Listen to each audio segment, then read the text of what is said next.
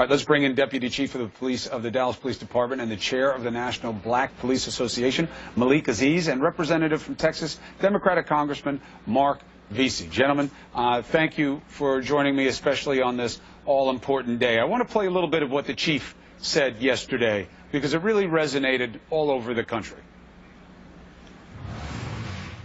Until the trees and seas up, up, and fly away, I'll be loving. Till the day that 8 times 8 times 8 times 8 is 4, I'll be loving you. Until the day that is the day that are no more, I'll be loving you. Until the day the earth starts turning right to left, I'll be loving you.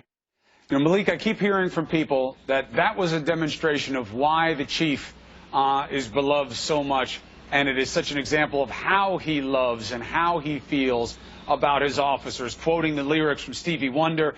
We also heard him a couple of days ago referring to the early commercials and beginning of the show for Superman. What are we seeing about how this man acts? Well, I would say, you know, I've said this before, the leadership of the Mayor Mike Rollins and the leadership of Chief David Brown during this time of crisis here, he's risen to the occasion to provide support for the 3,500 officers and be an example of what a police chief is supposed to be around the world. He's done that during this crisis, and he's shown what it could be and what he could do. I think over the last 3 or 4 days, you've seen him hold press conferences, you've seen him in a briefing, you've seen him, because this is a man who knows tragedy, where his words resonate, because he experienced tragedy when his own namesake son killed a friend of mine, Craig Shaw, in Lancaster, Texas, and fellow BPA member. So when he was telling the family, "I'll love you always," I can imagine that's what he was going through during his tragedy when his own son would kill a police officer. So I think that right there is giving him inner resolve and inner strength to try to find something to say to the families and the world who can lose such great men. 5 great men fell in this city, and 4 fell under his watch, which no police chief wants. So I'll say this: you can't ever go wrong with Stevie Wonder. So he's a little unconventional. But when you say Stevie Wonder and you realize that he can quote the lyrics of Stevie Wonder and get an arousing speech, I never thought Stevie Wonder lyrics could do such a thing. But when he said, you know, love always, that's what he was trying to tell the family, what it comes down to. He just couldn't say, I love you. He had to say it with Stevie Wonder lyrics to tell the families that I love you and I love you always, because I've experienced the exact same thing here in a very different way of tragedy, but nonetheless a very different, a tragedy nonetheless. Well, doesn't matter how you say it. Let me add this.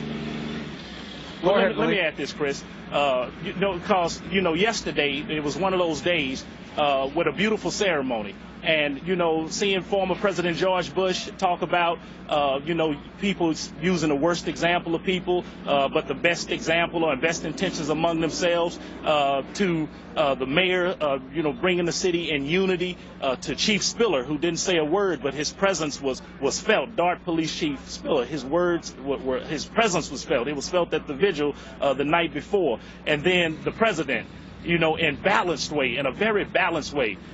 He tried to bring families who were in mourning and the world who was watching, who had taken sides, and not to politicize anything, but to extend a hand and say, unify, because at the very end, they held hands on stage, and it was beautiful to see the demographics holding hand of world leaders for the greatest country on earth, holding hands and showing that what we could be and how we could be and what we're supposed to be, and we can have our differences, but one thing about it, we should end with "I still love you, brother." That's how it should work. Always, always. Congressman Veasey, tough task for President Obama, and one that he has had to undertake too many times before. This is the 11th city he's visited this way. You took the trip to Dallas with the president. What can you tell us about state of mind on the trip over? Well, I can tell you that me personally, I thought that it was one of the best speeches that he ever gave.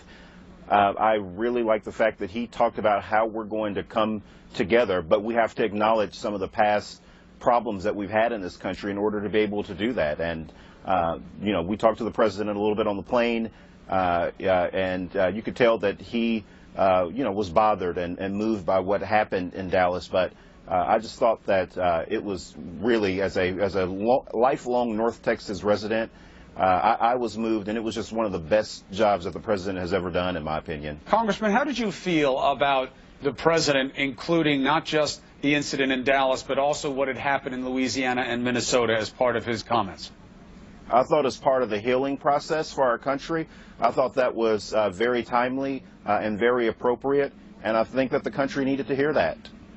Malik, what do you think about that? Because members of the law enforcement community are saying, you know, what happened in Dallas has nothing to do with what happened in Louisiana, with what happened in Minnesota. Why combine the occasions? Well, in a way, it doesn't have anything to do. 5 of my brothers fell the other night, just a few blocks away from here, and it's very painful for us still, and we have a painful 3 or 4 days ahead. So yes, at the same time, it didn't have anything to do. We didn't bring that to our city. A madman killer did, but the world is looking. The nation is experiencing these type of things. And so this is the reason. This is the reason why we're so polarized. This is the reason for the marches. This is the reason for Black Lives Matter, the reason for killing unarmed black men. And we have to have the compassion as law enforcement officers to understand that side. I don't have to agree with you, but I do have to understand, and I can say for even the Castile family or the Sterling family, do you think they love their children less? My mother lost a son, and my brother, he wasn't much of anything during those years, but I can tell you she cried for days. And did she cry over a guy who wasn't contributing to society as much as he should? Yes, she did. So a father's pain, a parent's pain is experienced. And we should understand that pain because we know pain all too well. So we don't have to agree with what got us here. What we have to agree on is that we can go forward with love. We can go forward with balance. We can go forward with things that bring us together in unity, with police officers who we need, with community members who we need. So I wasn't bothered by it. I know people who were, but I wasn't bothered by it. I'm not bothered by showing love and compassion to my fellow man and at the same time holding them accountable for their actions. So I have no issue with playing it out.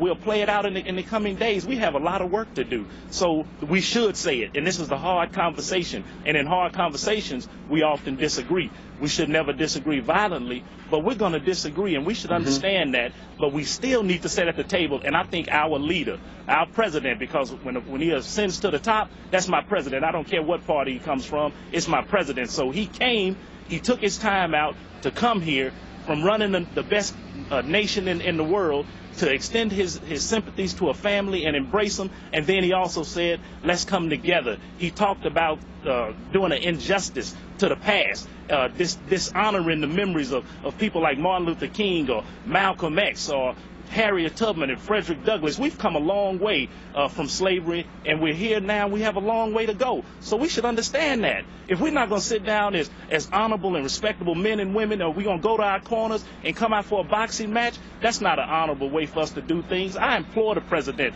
to still call for a national conversation on race and police brutality. I request that the Congress call on to be men and women and stand up, and let's have a tough conversation in Washington and every city of this nation. Malik Aziz, thank you very much. Congressman Veasey, thank you for your perspective as well. Malik